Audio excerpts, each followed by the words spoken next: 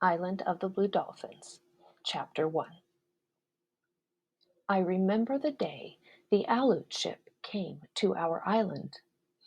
At first, it seemed like a small shell afloat on the sea. Then it grew larger and was a gull with folded wings. At last, in the rising sun, it became what it really was, a red ship with two red sails. My brother and I had gone to the head of a canyon that winds down to a little harbor which is called Coral Cove. We had gone to gather roots that grow there in the spring. My brother Ramo was only a little boy half my age, which was 12. He was small for one who had lived so many suns and moons, but quick as a cricket, also foolish as a cricket when he was excited. For this reason, and because I wanted him to help me gather roots and not go running off, I said nothing about the shell I saw or the gull with folded wings. I went on digging in the brush with my pointed stick as though nothing at all were happening on the sea, even when I knew for sure that the gull was a ship with two red sails. But Ramo's eyes missed little in the world. They were black, like a lizard's, and very large, and, like the eyes of a lizard, could sometimes look sleepy. This was the time when they saw the most. This was the way they looked now. They were half closed, like those of a lizard lying on a rock about to flick its tongue out to catch a fly. "The sea is smooth," Ramo said. "It is a flat stone without any scratches." My brother liked to pretend that one thing was another. "The sea is not a stone without scratches," I said. "It is water and no waves." "Well, to me it's a blue stone," he said, "and far away on the edge of it is a small cloud which sits on the stone." "Clouds do not sit on stones, on blue ones or black ones, or any kind of stones." "Well, this one does." "Not on the sea," I said. "Dolphins sit there, and gulls, and cormorants, and otter, and whales too, but not clouds." "Well, it's a whale, maybe." Ramo was standing on one foot and then the other, watching the ship coming, which he did not know was a ship because he had never seen one. I had never seen one either, but I knew how they looked because I had been told. "While you gaze at the sea," I said, "I dig roots, and it is I who will eat them, and you who will not." Ramo began to punch at the earth with his stick, but as the ship came closer, its sails showing red through the morning mist, he kept watching it, acting all the time as if he were not. "Have you ever seen a red whale?" he asked. "Yes," I said, though I never had. "Those I have seen are gray." "You are very young, and you have not seen everything that swims in the world." Ramo picked up a root and was about to drop it into the basket. Suddenly, his mouth opened wide and then closed again. "A canoe!" he cried. "A great one, bigger than all of our canoes together, and red." A canoe or a ship, it did not matter to Ramo. In the very next breath, he tossed the root in the air and was gone, crashing through the brush, shouting as he went. I kept on gathering roots, but my hands trembled as I dug in the earth, for I was more excited than my brother. I knew that it was a ship there on the sea and not a big canoe, and that a ship could mean many things. I wanted to drop the stick and run too, but I went on digging roots because they were needed in the village. By the time I filled the basket, the Aleut ship had sailed around the wide kelp bed that encloses our island and between the two rocks that guard Coral Cove. Word of its coming had already reached the village of Galisat. Carrying their weapons, our men sped along the trail which winds down to the shore. Our women were gathering at the edge of the mesa.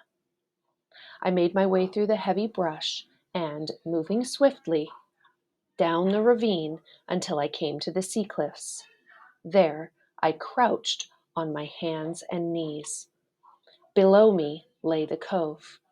The tide was out, and the sun shone on the white sand of the beach. Half of the men from our village stood at the water's edge. The rest were concealed among the rocks at the foot of the trail, ready to attack the intruders should they prove unfriendly. As I crouched there in the toyon bushes, trying not to fall over the cliff, trying to keep myself hidden, and yet to see and hear what went on below me, a boat left the ship. 6 men with long oars were rowing. Their faces were broad, and shining dark hair fell over their eyes. When they came closer, I saw that they had bone ornaments thrust through their noses. Behind them in the boat stood a tall man with a yellow beard. I had never seen a Russian before, but my father had told me about them, and I wondered, seeing the way he stood with his feet set apart and his fists on his hips and looked at the little harbor as though it already belonged to him, if he were one of those men from the north whom our people feared. I was certain of it when the boat slid onto the shore and he jumped out shouting as he did so. His voice echoed against the rock walls of the cove. The words were strange, unlike any I had ever heard. Slowly then, he spoke in our tongue. "I come in peace and wish to parley," he said to the men on the shore. None of them answered, but my father, who was one of those hidden among the rocks, came forward down the sloping beach. He thrust his spear into the sand. "I am the chief of Galasat," he said. "My name is Chief Chowig." I was surprised that he gave his real name to a stranger. Everyone in our tribe has 2 names, the real one, which was a secret and was seldom used, and one which was common, for if people use your secret name, it becomes worn out and loses its magic. Thus, I was known as Wanapali, which means the girl with the long black hair, though my secret name is Karana. My father's secret name was Chowig. Why he gave it to a stranger, I do not know. The Russian smiled and held up his hand, calling himself Captain Orlov.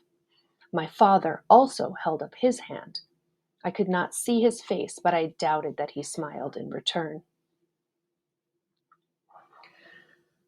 "I have come with 40 of my men," said the Russian. "We come to hunt sea otter. We wish to camp on your island while we are hunting." My father said nothing.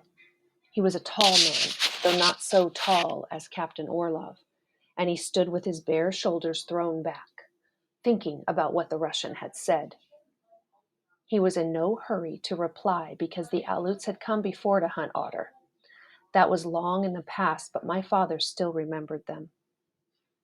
"You remember another hunt," Captain Orlov said when my father was silent. "I have heard of it too.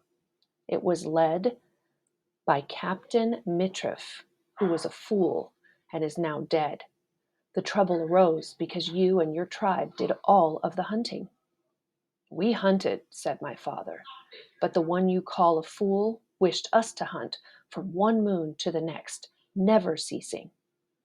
"This time you will need to do nothing," Captain Orlov said. "My men will hunt, and we will divide the catch. 1 part for you, to be paid in goods, and 2 parts for us." "The parts must be equal," my father said. Captain Orlov gazed off toward the sea.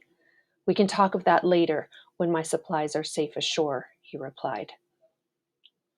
The morning was fair with little wind, yet it was the season of the year when storms could be looked for, so I understood why the Russian wished to move on to our island. "It is better to agree now," said my father. Captain Orlov took 2 long steps away from my father, then turned and faced him. One part to you is fair, since the work is ours, and ours the risk." My father shook his head. The Russian grasped his beard.